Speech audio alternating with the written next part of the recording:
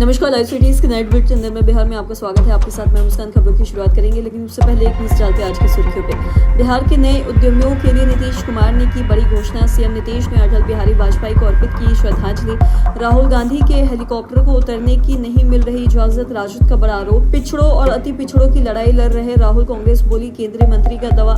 सत्ता नहीं मिलने से कांग्रेस नेता का दिमागी संतुलन बिगड़ा, चुनाव की तैयारियों में जुटे लालू यादव। पटना और सिवान में एनकाउंटर, गोपालगंज में होमगार्ड जवान की हत्या, सिपाही भर्ती पेपर लीक में 2 साल से फरार इनामी गिरफ्तार। बिहार में जन्माष्टमी की धूम, 501 पकवानों का महाभोग। अब खबरें विस्तार से।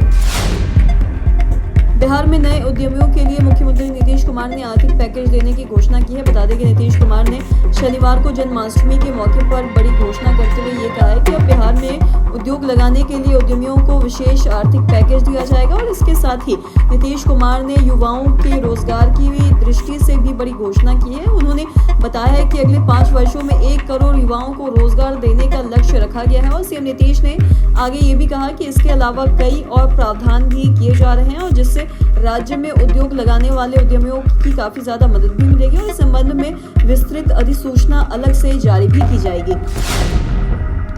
सीएम नीतीश ने पूर्व प्रधानमंत्री अटल बिहारी वाजपेयी को अर्पित की श्रद्धांजलि। बता दें कि पूर्व प्रधानमंत्री भारत रत्न स्वर्गीय अटल बिहारी वाजपेयी की पुण्यतिथि के अवसर पर राज्यपाल आरिफ मोहम्मद खान तथा मुख्यमंत्री नीतीश कुमार ने पाटलिपुत्रा पार्क पटना में स्वर्गीय अटल बिहारी वाजपेयी की आदमकद प्रतिमा पर माल्यार्पण कर अपनी भावभीनी भी श्रद्धांजलि अर्पित की है। तो वहीं बता दें कि पूर्व प्रधानमंत्री अटल बिहारी वाजपेयी की बड़ी मूर्ति पिछले साल ही 2024 में अटल बिहारी पार्क पाटलिपुत्रा में मुख्यमंत्री नीतीश कुमार के द्वारा लगाई गई है। तो वहीं इसका अनावरण मुख्यमंत्री नीतीश कुमार ने किया था। और कार्यक्रम से पहले बिहार गीत हुआ और सभी लोगों ने बिहार गीत खड़े होकर सुना। और इस अवसर पर सूचना एवं जनसंपर्क विभाग के कलाकारों द्वारा आरती पूजन, बिहार गीत एवं देशभक्ति गीतों का भी गायन भी किया गया।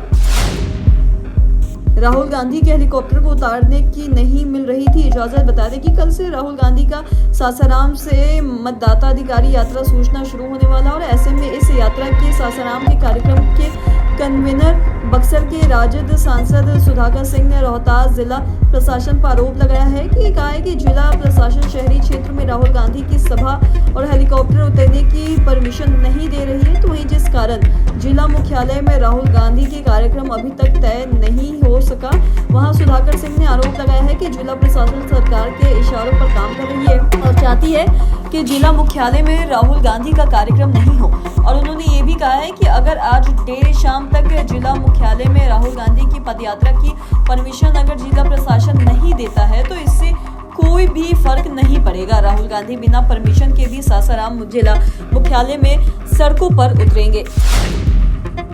कांग्रेस से राज्यसभा सांसद अखिलेश प्रसाद ने प्रेस कॉन्फ्रेंस कर बताया कि कांग्रेस नेता राहुल गांधी की वोट अधिकार यात्रा की शुरुआत कल सासाराम से होगी और ये यात्रा कुल 16 दिनों तक चलेगी। और उन्होंने ये भी कहा है कि महागठबंधन के सभी दलों के शीर्ष नेता इस यात्रा में शामिल होंगे। और वहीं अखिलेश सिंह ने ये भी कहा है कि एसआईआर को लेकर कई विपक्षी दल चुनाव आयोग से मिले थे और उनका आरोप है कि चुनाव आयोग ने पहले ही कह दिया था कि 20% लोगों का जो वोट है वो कट ही जाएगा। और साथ ही उन्होंने ये भी कहा कि जबकि उस समय निरीक्षण की प्रक्रिया सही ढंग से शुरू भी नहीं हुई थी। और उन्होंने बताया कि संसद के दोनों सदनों लोकसभा और राज्यसभा में इस मुद्दे पर रोज 266 नोटिस दिए जा रहे हैं और एसआईआर पर चर्चा की भी मांग होती रही है। हालांकि ऑपरेशन सिंदूर जैसे अन्य मुद्दों पर चर्चा हुई है, लेकिन एसआईआर पर मोदी सरकार चर्चा के लिए तैयार नहीं है और पिछले और समाज के अंतिम पंक्ति के लोगों के साथ अन्याय हो रहा है। और भारतीय जनता पार्टी और मुख्यमंत्री नीतीश कुमार इस मामले पर भी मौन साधे हुए हैं।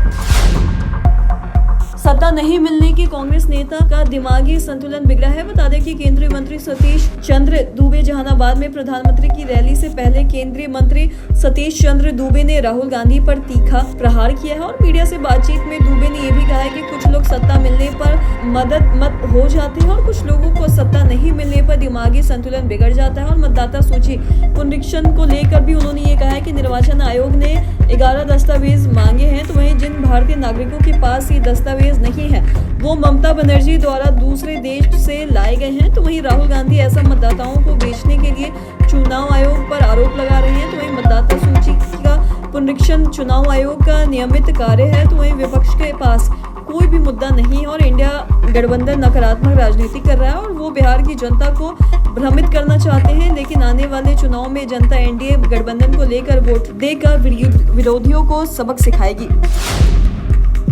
आगामी विधानसभा चुनाव को लेकर बिहार में सभी चुनावी पार्टियां सक्रिय हो गई है। बता दें कि ऐसे में राजद सुप्रीमो लालू प्रसाद यादव सुबह सुबह एक्टिव मोड में हैं। तो वहीं बता दें कि लालू प्रसाद यादव अपनी वैनिटी वैन से पटना से आरा पहुंचे। तो वहीं आरा पहुंचने के बाद लालू प्रसाद यादव कार्यकर्ताओं के साथ बैठक की और उनकी समस्याएं भी सुनी और इसके अलावा वह पूर्व विधायक अरुण यादव से भी मुलाकात की। पटना में एनकाउंटर, बिहार पुलिस सीधा अपराधियों के पैर में मार रही है गोली। तो वहीं बता दें कि पटना पुलिस और अपराधियों के बीच मुठभेड़ हुई है और हत्याकांड के एक मुख्य आरोपी अंशु कुमार उर्फ दिव्यांशु को पैर में गोली लगी और पुलिस की कार्रवाई के बाद घायल अपराधी को इलाज के लिए एम्स पटना में भर्ती कराया गया। तो वहीं पटना एसएसपी कार्तिकेय के शर्मा ने इसकी जानकारी दी और एसएसपी के अनुसार मामला रानी तालाब थाना क्षेत्र का है और कुछ दिन पहले ही अपराधियों ने रमाकांत यादव की गोली मारकर हत्या कर दी थी और इस घटना के बाद से ही पुलिस अपराधियों की तलाश में लगातार छापेमारी भी कर रही थी। और वहीं हत्याकांड में पुलिस ने पहले ही 2 आरोपियों बिट्टू और साथ ही मंटू कुमार को गिरफ्तार कर न्यायिक हिरासत में भेज दिया था। तो वहीं मुख्य आरोपी अंशु कुमार फरार चल रहा था और वहीं सिवान में भी एसआईटी ने एक कुख्यात अपराधी को मारकर घायल कर दिया और घायल अपराधी की पहचान लक्की तिवारी के रूप में भी की गई।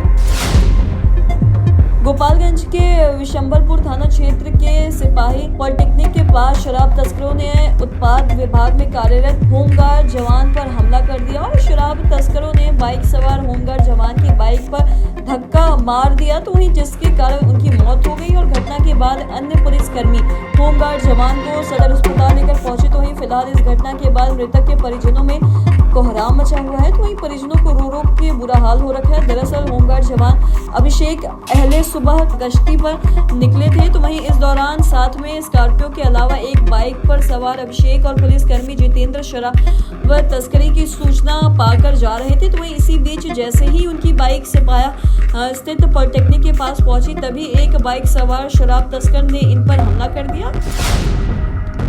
बिहार सिपाही बहाली पेपर लीक मामले का अभियुक्त और 1 लाख का इनामी राजकिशोर को गिरफ्तार कर लिया गया। बता दें कि बीते 2 साल से फरार चल रहे इस अभियुक्त को आर्थिक अपराध इकाई ने पकड़ा है। तो वहीं यह अरवल के करपी स्थित तारी गांव का रहने वाला है। तो वहीं बता दें कि यूयू से मिली जानकारी के अनुसार राजकिशोर के पास से मोबाइल और तमाम सरकारी प्रतियोगिता परीक्षाओं जैसी सीसीटी बिजली और विभाग के साथ केंद्रीय चयन परिषद सिपाही भर्ती के लिखित परीक्षा में शामिल कई परीक्षार्थियों के प्रवेश पत्र और अवैध तरीके से परीक्षा में पास कराने के लिए अभ्यर्थियों के नाम, जिला, रोल नंबर, जन्म तिथि, परीक्षा तिथि, वर्ग, बुलेट नंबर की सूची जब्त हुई। तो वहीं जांच में पता चला है कि राजकिशोर कुमार के बैंक खाते में करीब 1 करोड़ 50 लाख भी जमा है, जो रकम अभ्यर्थियों से वसूली की गई। कृष्ण जन्माष्टमी है और हर ओम भक्ति और उल्लास का माहौल है। पटना के इस्कॉन मंदिर में जन्माष्टमी का त्यौहार हर बार की तरह भव्य तरीके से मनाया जा रहा है और इस बार 501 पकवानों का महाभोग लगा। तो वहीं साथ ही में सजावट के लिए थाईलैंड और बैंकॉक से फूल मंगाए गए। तो वहीं पिछले वर्ष लगभग 7 लाख भक्तों ने बांके बिहारी के दर्शन किए थे। तो वहीं मंदिर परिसर में बैंकॉक और मॉरिशस के अलावा चेन्नई, बेंगलोर और पुणे से 8 टन ताज़े फूल पहुंचाए गए। तो वहीं इन फूलों से बांके बिहारी के दरबार को सजाया गया था और इस बार की सजावट की खास थीम वृंदावन है, ताकि श्रद्धालुओं को ऐसा महसूस हो कि वास्तव में वृंदावन में ही है। और फूलों की महक और रंग बिरंगी साज सज्जा भक्तों को भी अद्भुत आध्यात्मिक अनुभव देगी। आज के इस वीडियो में इतना ही। अगर आपने हमारे चैनल को सब्सक्राइब नहीं किया तो तुरंत कर ले, साथ ही हमारे फेसबुक पेज को लाइक करें। वीडियो देखने के लिए आपका धन्यवाद।